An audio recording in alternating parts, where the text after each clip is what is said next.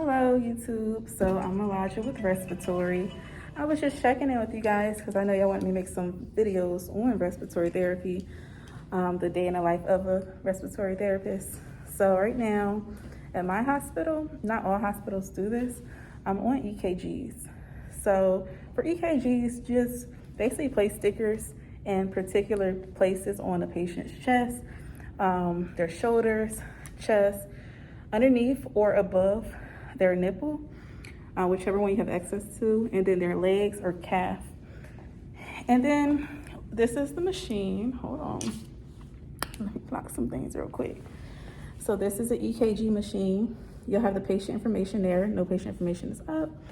So you have the patient information there.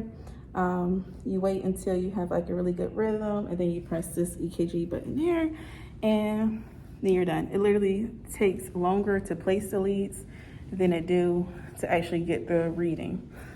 So yeah, in my hospital, we change assignments at 11 o'clock for, depending on the productivity, they just want to make everything balanced. So you come in to work, 7 p.m. is when I come in, and I leave at 7 a.m. 12-hour shifts. And so first rounds is when you first come in and you do all the first breathing treatments and everything that you have to do. And then typically second rounds begin like midnight. It's every 4 hours. Some patients have Q4, which means every 4-hour treatments, Q6 every 6 hours, or BID, which is every 12 hours. So those patients you'll just see once during your shift. So they'll drop off your list. And then the patients who have like Q4s and everything, you have to see them every 4 hours. At my hospital, you're able to give medicine an hour before or an hour after it's scheduled. We try not to get in the red, depending on how busy we are. It is a trauma hospital, a really big hospital. And typically they like to give therapists about 2 to 3 floors. One time I had 4 floors to cover. Now that was insane. That was a crazy night. But yeah, they try to make it fair for everyone. So I started off, I had the 6th floor, which consists of just like, I would say like med-surg patients, and then OMFS, which is oral maxillofacial surgery. So I had them as well, and then I was on the 8th floor. So it wasn't too bad starting off, but at 11 o'clock they put me on EKGs, and I'm not a fan of EKGs. Like, that's what the EKG techs are for, but hey, I'm not going to complain about doing EKGs and getting respiratory pay. It's just very boring. Like in school, you learn how to interpret. I have to go to the 3rd floor, labor and delivery, and do EKG. But I mean, you don't have to interpret EKGs like when we're in school.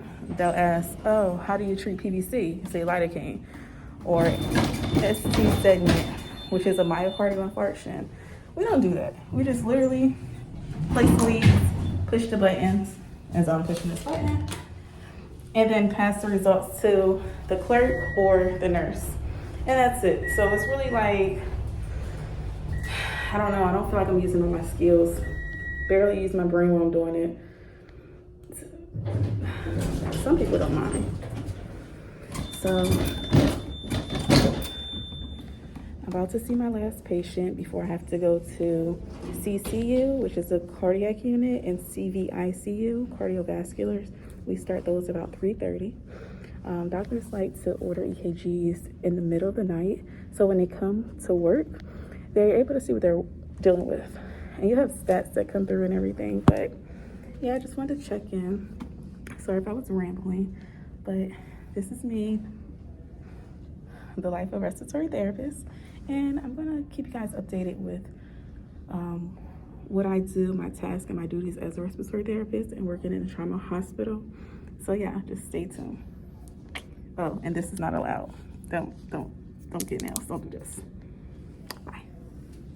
Okay, so I just finished my last EKG. Well, not my last, but now it's time for me to start CCU and CV.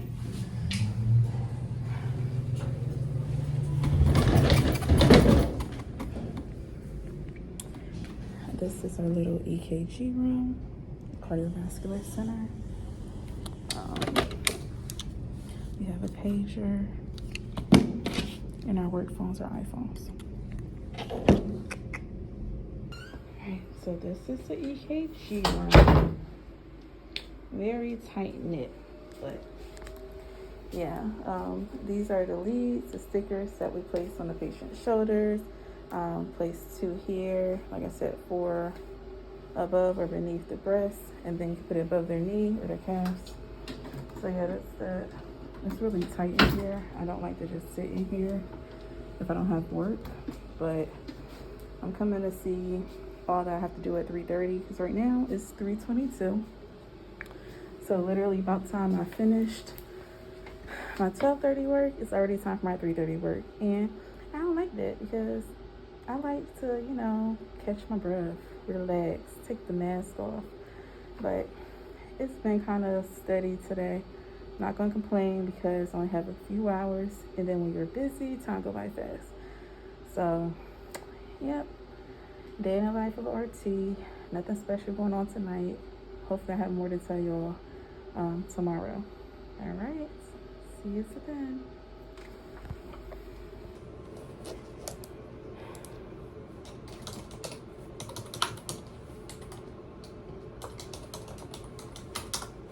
So what I'm doing now, I'm just signing into the computer so I can document everything that I just did.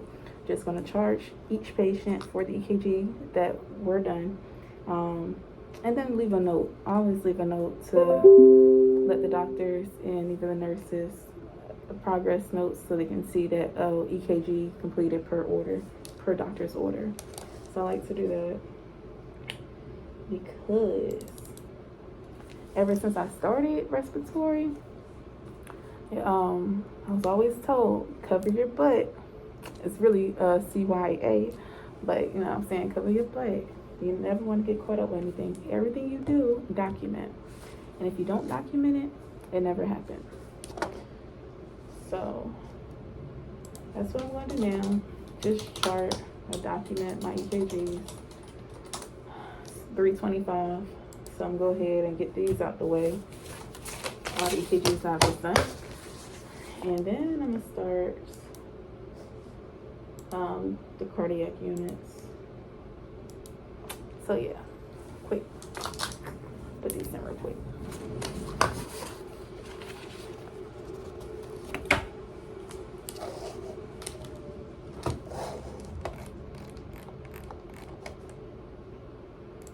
While we're sitting here documenting, I just want to mention that as far as when I was regarding to placing the leads, regardless of the patient's sex, the position of the electrodes remain the same. So when I say place lead 1 on the chest, it is your right shoulder, which is V1 and V2 flank, in the sternum borders at the 4th intercostal space. So V4, V5, and V6 are aligned starting at the 5th intercostal space, which will be below your breast or nipple. And V3 goes on the midway point between V2 and V4, which is starting. V3 is the first lead beginning at the intercostal spaces. So I just wanted to notate that.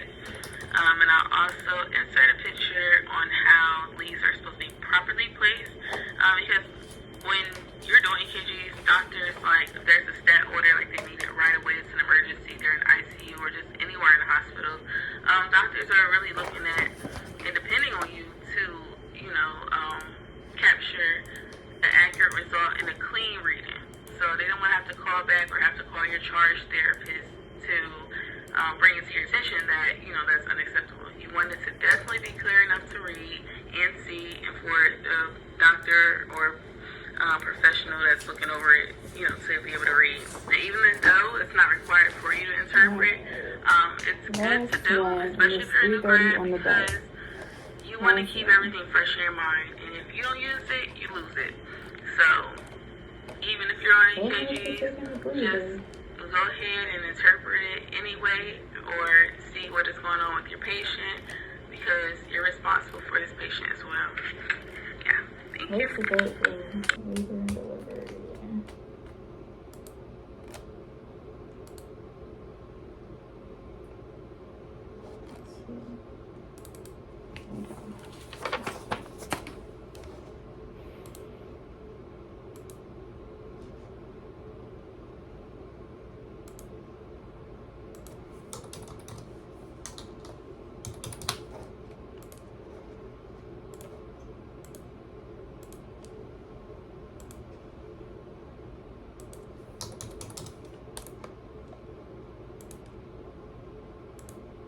Later, day 2, day 3, day 4. A few moments later, one eternity later. Okay, so I'm done.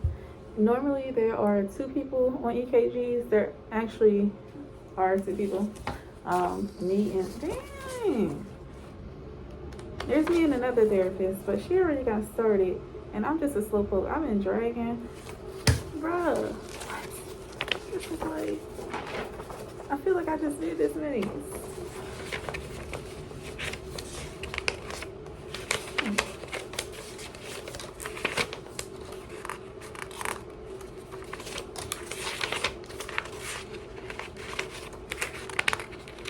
All right, there's 10. There's 10. I don't feel like this, man. Bro, I swear. So, when I first started respiratory, my hands. Let me sanitize real quick.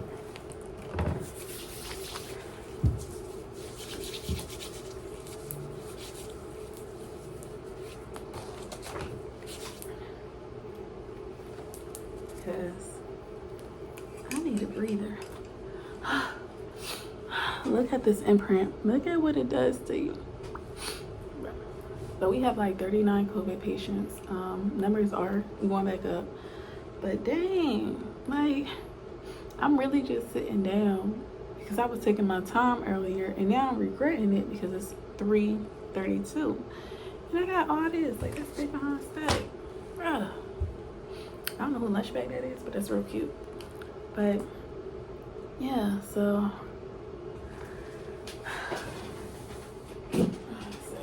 let's go back. They took it old school with the pagers. So you click on the green button there. Escape.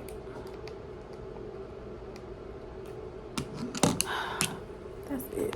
I ain't got nothing else to talk about. EKGs are boring. So boring. Look at my poor nose.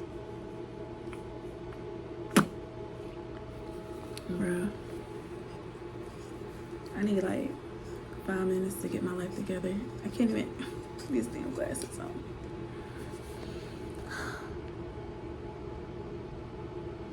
Around this time, 2-3 o'clock in the morning, that's when it be hitting me for real. Like, I think I need another energy drink or something. Cause Lord knows I'm tired.